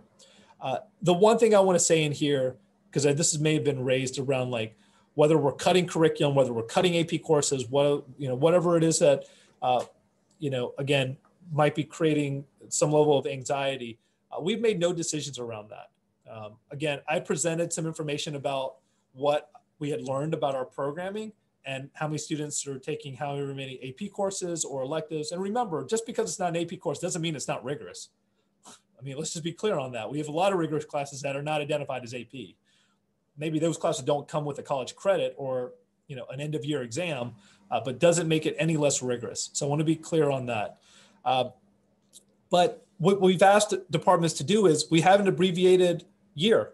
We made that decision when we went through periods 1 through 5 and 6 through 10. So we're also under the limitation that College Board is not changing or abbreviating their content. So we're asking our staff and our departments to be really intentional about what it is that they are teaching to best prepare students. It might mean that they don't spend as much time on something that they normally would have spent as much more time if they had the time. It means that they might have to look at real key skills that kids really need to practice more and more. It might mean that there's got to be adjustments in terms of how they actually teach the content and changing of pedagogy. It might mean, again, things that kids are going to have to self-study for. But the point of it is that at least it's out there so that we can create those conversations. Students ideally can ask questions. Teachers will continue to provide clarity, for families to offer questions to us, and for the administration to also be able to provide the support to all stakeholders, as well as making sure that we're all holding ourselves accountable. Again, this document is meant to be public. It's intended to be fluid. We're going to continue to use it as a way to have conversations. So when I meet with different stakeholders, I also want to make sure I'm using this as an opportunity to say, have you seen any of these things that you've heard from your child around what's happening in their chemistry class? Or if I asked a student, like, have you been able to participate in any of the SU activities that are on board? Or when I talk to families, do you know that this exists for your child, that the SU continues to put on their calendar that's readily accessible? As well as families asking me tons of questions and or staff around, like, what are the supports that administration is offering to our staff or to our teachers? What are the ways that we can continue to improve our pedagogy and our instruction? But I hope this is continuing to be a starting point, a conversation piece. And then lastly, and I'll quit talking after this, we're also looking at a variety of organizations who might be able to help us tie all of this together. I had a few SLT / different stakeholders participate in a conversation with another organization, again, who works on mental health and student well-being. And we had a great conversation. We're learning more. We have additional conversations coming up. But again, none of these organizations are going to fix our problems or fix these issues. What they are going to do is help us have the conversations, facilitated conversations to think about what we can work on, what we can improve, and ideally also help us come to levels of consensus around moving and mobilizing a community as large and as complicated as ours. Thank you for sharing, Principal Yu. Before we start, I just want to put it out there that we are pretty behind schedule and we have around 20 minutes left before 7 o'clock. So do we want to push the grading curve conversation to the next SLT meeting? Can I get a hand raise? Awesome, I see a few hands. So I guess that gives us a little bit more time to get into the discussion for this. Ms. Giordano. Hi, I just wanted to thank you, Mr. Yu, for presenting the document. I love that it's a living document.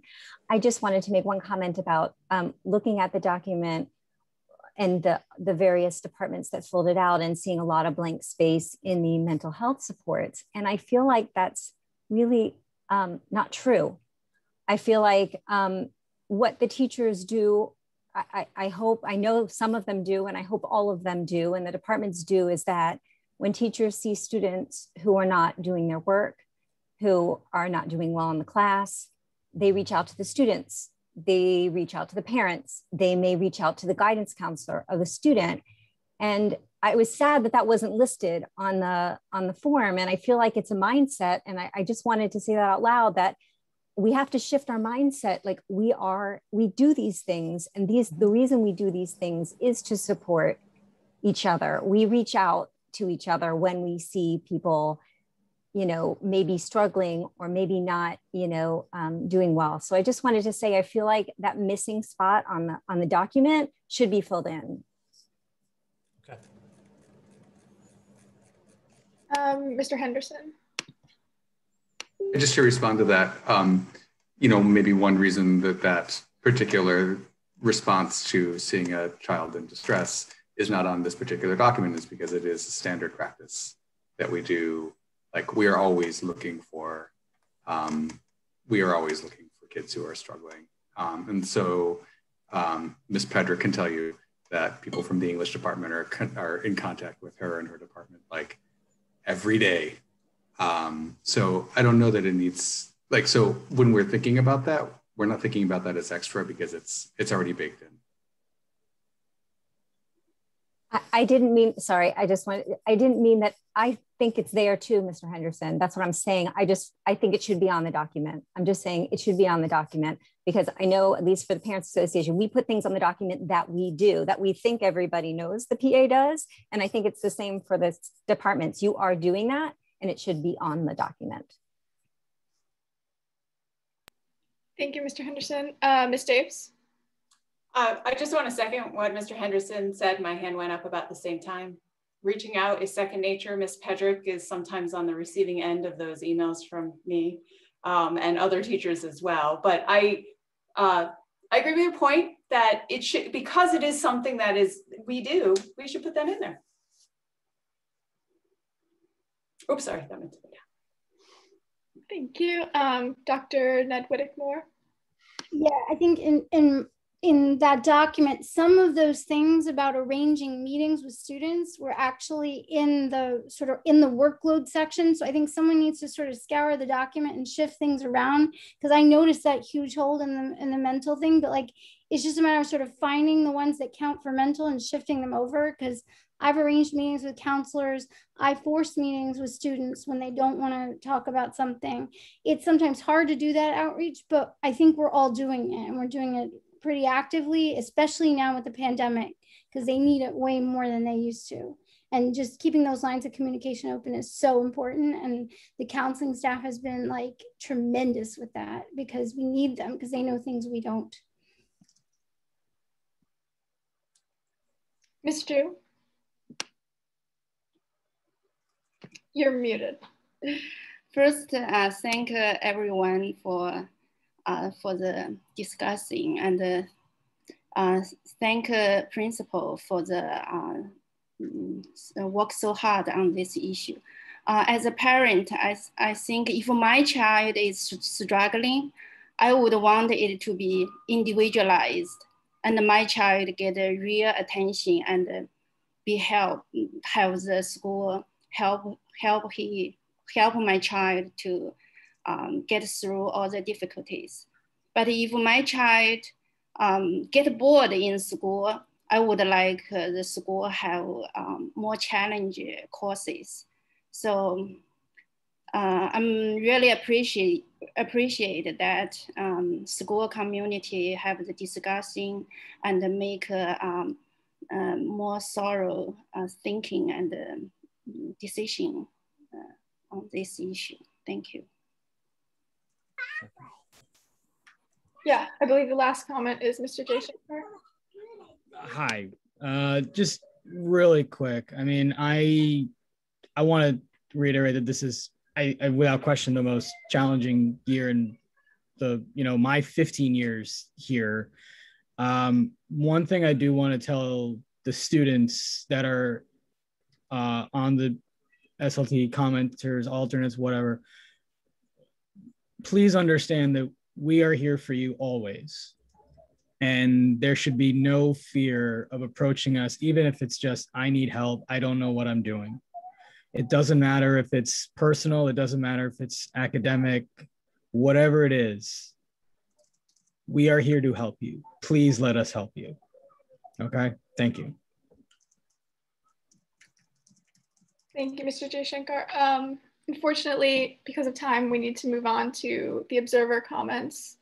I believe the first observer is Lanzi Zhu. Just give me 1 second to locate her and get her into the panel. Ms. Zhu, you can unmute. Yeah. Hi, I just unmute. So hi, this is Lindsay, and I'm a freshman parent. I would like to first thank our school leaders for listening to our parents and students' different voices. But I want to explain that I am one of the parents who value academic rigor, but I think the reason is not really about the SAT scores or PA scores to get into a better college. Colleges actually, they are marking down the weight of test scores, right? And they're valuing some other activities and etc. But I strongly believe we need enough young people to learn algebra and trigonometry well, which is the base of a lot of engineering, so that we are able to live, drive, or fly safely in the future. And we need enough young people to learn biology well, so that somebody can invent the miraculous medicine and vaccines to save lives. Sorry. So that's the reason. And that's all. Thank you. Sorry. Just a reminder, observers, try to keep your comments to 30 seconds, just because we're running out of time. Derek, you? Hi, can you hear me? Okay, yeah, I just want to point out regarding mental health issues. If you're sick, you need to go see a doctor yourself. Someone else cannot go for you. Everyone is different background, different personality. Same way applies to mental health issues in the school. Some students think that they have mental health issues, but they might not, or might not from the school, could be from the family. But because some students have mental health issues, you cannot apply the medicine or a resolution for students in school. Thank you. The next speaker is Alice Chow. Yes, I'm here. Since I only have 30 seconds, I'll be quick. I think looking at the draft proposal by Principal Yu, I think reducing homework or trimming down curriculum is on a lot of the department. And I don't believe this is a solution to mental health, to mental health, as echo other speaker, that mental health can be treated individually, and the counselor or the teacher can help out. I think as long as the teacher follow the homework policy and the assignments is reasonable, and that is what my son said to me, it is reasonable and doable. Thank you. Angela Chen.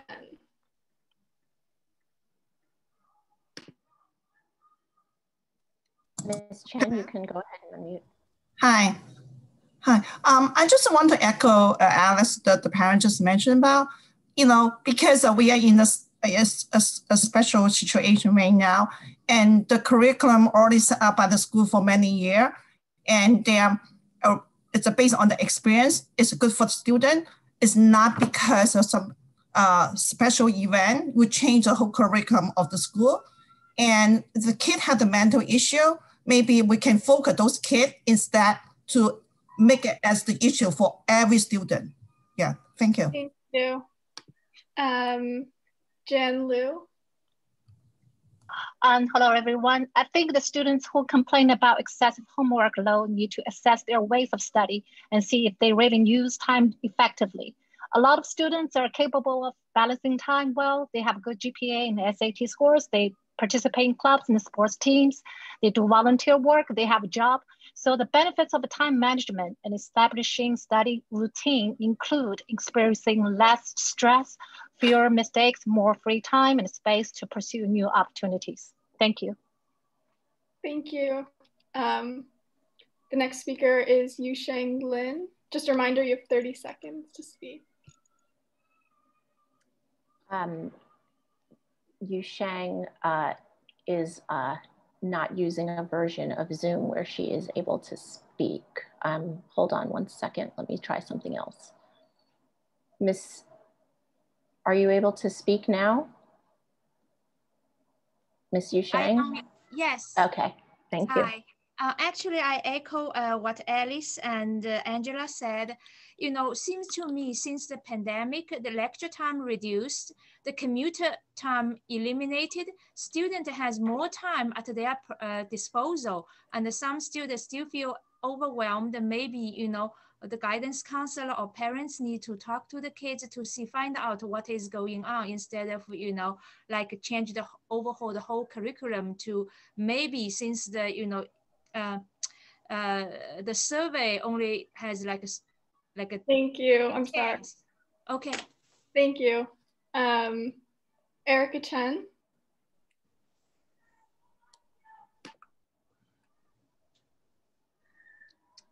Ms. Chen, you are Hi. able to speak. Hi. Hello, everyone. My name is Erica Chen. I'm a sophomore parent. I wanted to express the, our feeling is we want to not reduce the curriculum and eliminate any extension of supplemental topics. The current curriculum actually help our students to be more capable for all the testing and be more ready for college. So we don't support a rush to make a sudden change of curriculum and workload at this moment. The long-term effect need to be carefully evaluated and consider before any action. Thank you, everyone. Thank you. That speed was super impressive, I'm just saying. Thank you. Sophie Zhang.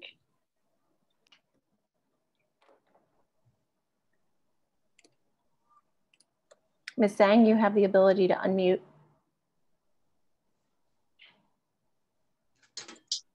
Hi. Sorry, yeah. Can you hear me? Yes. Everyone, can you hear me? Oh, okay. Hi, everyone. Yeah, I just want to say quickly, yeah, same thing. Yeah, I think a change to the content curriculum is not a way to cope with the mental health issue. So, because this is a very special situation. And when the school is open, so everything will be gradually returning to normal. So I think, so that's why we should stay as it is. Keep the curriculum as it is. Thank you. Thank you. I believe our last observer is Amy Chaskell. Yes, can you hear me? Yes. Yeah. Well,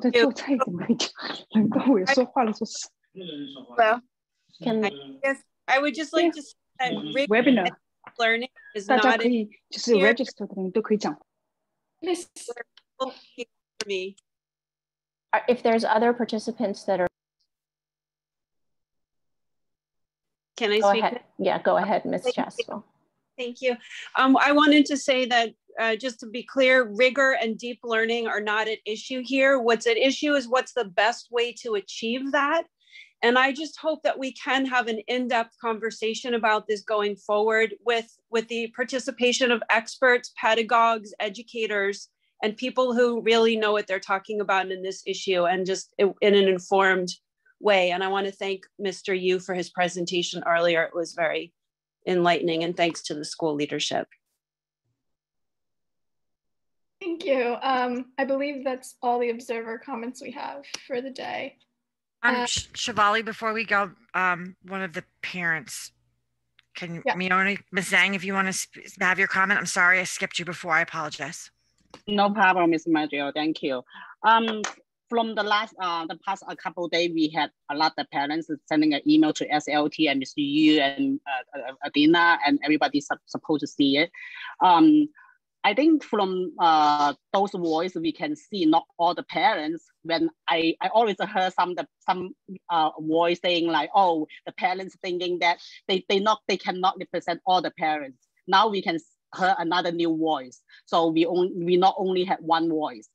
From those parents, we saw so many like interesting story, and even some of the kids, they wrote for their parents saying they had no problem with the homework.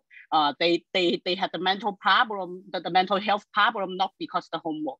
And I also see my son doing very great in the class. And also I know that one of his teacher, the English teacher, even had like an off hour for them to talk about the Asian hate, something like that, to stop the Asian hate, something like that. So I believe all most the teacher in the side, they're doing very great job. It's just like a couple of the teacher, maybe they want to finish everything. They want the kid to run everything. Like sometimes they give out the homework at night. I think they had to a little bit to change it, because like sometimes my son had to check it like before he go to sleep. He will see whether he had the homework just to give out. So I may suggest the teacher give out all the homework like before, maybe like a 4 o'clock, something like that. Don't just give out the homework at night, so that maybe make the kids like have to check the homework before they go to sleep. And also I think why become the top school in the New York City, because the kid is very smart. They can go through those difficult time. And also, I don't think I see most of the email, most of the parents say the homework is not a problem to causing the mental health. I think we need to focus on the mental health, and also we need to focus on the rigor, because when they go to the college, how they can survive. So I'm happy to see all the new voice from past couple of days. We heard you, and I'm very happy that Mr. Yu listened to those voices. And I see the feedback from the WeChat. The parents are happy that the voice to be heard. Thank you. Thank you, Ms. Sang. I believe that is the end of our SLT meeting with 2 minutes to spare. So great job, everyone. Thank you all for attending. Thank you to the SLT and the observers. And I just wanted to send out a message of good news, and we're returning back to normal really fast. Today, I officially got the word that last year we had organized a trip to Yellowstone National Park in the summer, which we've actually obviously never been able to take. And this year, a group of parents coordinated with themselves to still send their kids. And so this summer, a group of Stuy kids are going to Yellowstone for a week to do wildlife conservation and ecology research, and they get the option to even get 3 college credits from the University of Montana. So things are going back, y'all. It might not be a Stuy trip, but our kids are going to be in nature doing something with, big animals. Everybody have a great month. We'll see you in April. Enjoy your break. Have a good recess, everyone. That last part came out totally wrong, but you know what I mean. I couldn't think of what they are. The bison, that's what they are. Bye, guys. Read the weekly updates. Lots of good things happening for sure. Read the weekly updates. Thanks, everyone. Bye, everybody. Thank you, Ms. Ingram. Thank you. Thank you all your hard work. Thank you, everyone. Thanks. Bye-bye.